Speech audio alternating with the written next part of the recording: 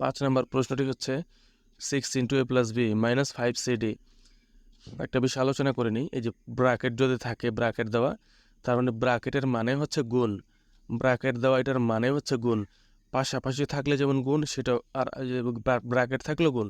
যেমন 6 into bracket, তো যেটা বলবো into A plus B, 6 A plus B এর সাথে গুণ অবস্থায় আছে।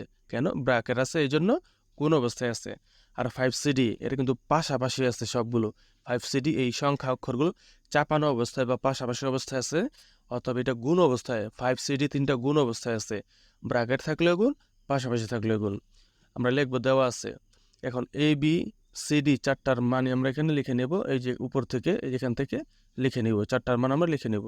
এবার লিখবো প্রদত্ত রাশি, এই যে প্রশ্নে যা আছে তা উঠিয়ে নেব। তারপর এখানে মান বসিয়ে দেব। 6 ঠিকই থাকবে, ই এর মান বসবে, বি এর মান বসবে, 5cd যেহেতু এটা গুণ অবস্থায়, 5 এর মান বসে, সিডি এর মান বসবে এবং গুণ অবস্থায় বসবে, এখানে গুণ চিহ্ন দিয়ে দিতে হবে। এবার আমরা এই ডান পাশে আমি চলে গেলাম, তোমরা এই লাইনগুলো তোমরা এই নিচে দিয়ে দিবে, এই যে লাইনের নিচে খাতার মধ্যে যখন লিখবে তখন নিচে দিয়ে দিবে। এবার আমরা করি 6 ইন্টু 5 প্লাস 4, তাই না? ইন্টু মানে গুণ, তাহলে 5 আর 4 আমরা যোগ করি 9 হয়। 5 প্লাস 4 এটা আমরা 9 হয়। তো 6 গুণ, এই যে 6 গুণ 9 দিলাম। কিভাবে দিলাম?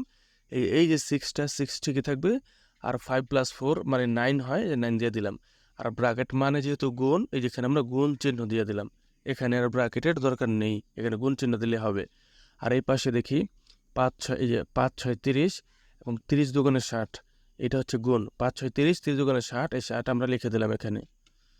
এবার আমরা গুণ করি 6 নং 54, 6 নং 54, 54 লিখবো, আর 60 60 লিখবো, মানে 60। এবার আমরা দেখি বড় কোনটা। 60 হচ্ছে বড়, 54 হচ্ছে ছোট। 60 বড়, 54 ছোট। তাহলে বড়টা থেকে ছোটটা বাদ দিতে হবে। 60 থেকে 54 বাদ দেবো, কারণ দুইটা দুই রকম চিহ্ন, তো দুটো দুই রকম চিহ্ন। 60 থেকে 54 বাদ দিলে থাকবো 6। 6টা হবে মাইনাস, কারণ এই বড়টা যেহেতু মাইনাস আছে, এই জন্য 6টাও মাইনাস হবে। 60 থেকে 54 বাদ দেবো, তাহলে 6 থাকবে। তো 6 লেখার পর চিহ্ন কি দেবো? মাইনাস। কেন? এই বড় এই চিহ্নটা যে মাইনাস, এই জন্য চিহ্নটা মাইনাস দিয়ে দেবো। এটাই হবে আমাদের 5 নং প্রশ্নের সমাধান। 6 নং প্রশ্নটি হচ্ছে 6 into C minus D minus 2 into A plus B. আমরা লিখবো, দেওয়া আছে এ বি সি ডি এর মান দিয়ে দিব, প্রদত্ত রাশি।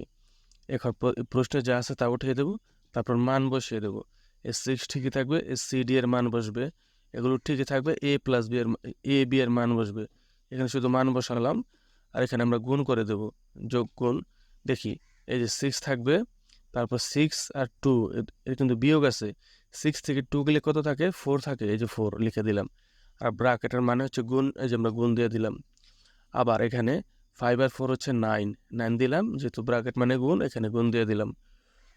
2 এর পরে গুণ দিয়ে দিলাম, ব্র্যাকেট থাকলে সেটা গুণ বোঝায়।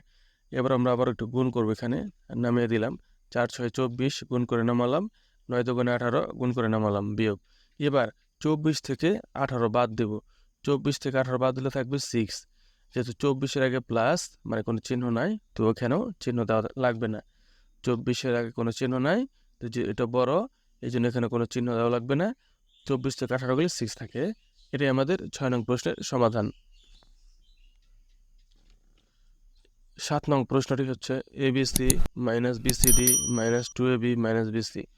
লিখবে, দেওয়া আছে এবিসিডি সবগুলোর মান আমরা উঠিয়ে নেব, তারপর লিখবে প্রদত্ত রাশি লিখে প্রশ্নটি উঠিয়ে নেব। এবার আমরা মানগুলো বসাবো, এবিসি এর মান, বিসিডি, আচ্ছা সবগুলো অক্ষরের মান আমরা বসিয়ে দেব, আর মাঝখানে গুণ চিহ্ন দিয়ে দেব। তারপর আমরা গুণ করে এখানে নামিয়ে নেব। এই যে দেখো, 4 5 20, 6 20 120। এগুলো তোমরা ক্যালকুলেটর ব্যবহার করতে পারো দ্রুত করার জন্য। ষষ্ঠ শ্রেণীতে অবশ্যই ক্যালকুলেটর লাগে। যদি হাতে করতে যাও তাহলে দেখা যায় অনেক সময়ের ব্যাপার, এই জন্য ক্যালকুলেটর ব্যবহার করলে ভালো হবে। তাহলে এগুলো গুণ করে আমরা এখানে নামালাম 48, এখানে গুণ করে নামালাম 40 মানে 40, এখানে গুণ করে নামালাম 24। এবার আমরা দেখি যোগ আছে কি কি। এই 40 হচ্ছে যোগ, 40 যোগ আছে, আর 120-এর আগে কোনো চিহ্ন নাই, তার মানে এটাও যোগ। এই দুইটা যোগ আমরা পাশাপাশি লিখবো, আর এই বিয়োগেরগুলো পাশাপাশি লিখবো। এই যোগেরগুলো পাশাপাশি লিখেছি, বিয়োগেরগুলো পাশাপাশি লিখেছি। এবার আমরা যোগেরগুলো একত্র করব। যোগের দুটোকে আমরা একত্র করব বা যোগ করব, 160 হয়। আর বিয়োগের দুটিকে আমরা যোগ করব বা একত্র করব, 72 হয়, তবে এদের যেহেতু মাইনাস চিহ্নটা আমরা এখানে দিয়ে রাখবো। এবার আমরা বিয়োগ করব। 160 থেকে 72 চলে গেলে 88 থাকে। এটা তোমরা ক্যালকুলেটরে ব্যবহার করতে পারো। 88 থাকে, তো ক্যালকুলেটর কেন ব্যবহার করবা? দ্রুত করার জন্য।